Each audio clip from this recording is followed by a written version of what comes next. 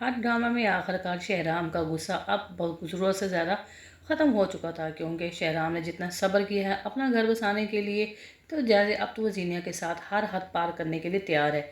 क्योंकि शहराम की अब सब्र की लहरें टूटी जा रही थी। इस वजह से शहराम के चेहरे पे और शहराम की ज़िंदगी में कोई खुशी की लहर उसके वालिदैन को भी नज़र नहीं आ रही थी। शहराम जानता था कि जीनिया ना ही मुझे कोई बच्चा दे सकती है, ना ही मेरे घर को।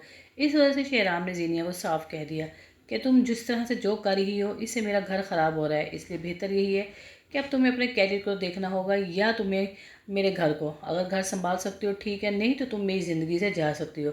जीनिया जब देखेगी कि शहराम अब हर हद पार कर रहा है, उसे छोड़ने के लिए तक तैयार हो गया। अब जीनिया ने भी फैसला कर लिया कि अब वो नेक्स्ट बेबी को कंसीव करेगी। इसी वजह से वो डॉक्टर के पास जाएगी और उसे कहेगी कि पहला बेबी मेरा अबॉर्शन हो चुका है, इसलिए मैं दूसरा बेबी कंसीव करना चाहती हूँ।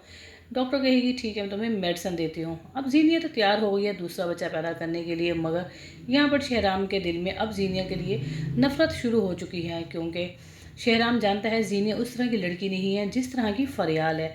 फरियाल और फरियाल की माँ सना ने मिलकर ज़रार और महक की शादी तो आखिर करवा दी। वहीं पर ज़रार और महक अपनी ज़िंदगी में बहुत ज़्यादा खुश हैं, क्योंकि महक ने जानता है कि जिस तरह से ज़रार मेरा ख्याल रखेगा शायद ही कोई रख सके। वहीं पर सीरत को जब पता चलेगा कि उसके बेटे ज़रार ने निकाह कर लिया है, तो सीरत बहुत ज़्यादा अफसुर्दा होगी और रोएगी, क्योंकि सीरत ने सारी ज़िंदगी सारा टाइम अपनी बेटी जीनिया पर लगा दिया और जीनिया भी अपना घर ना संभाल सकी।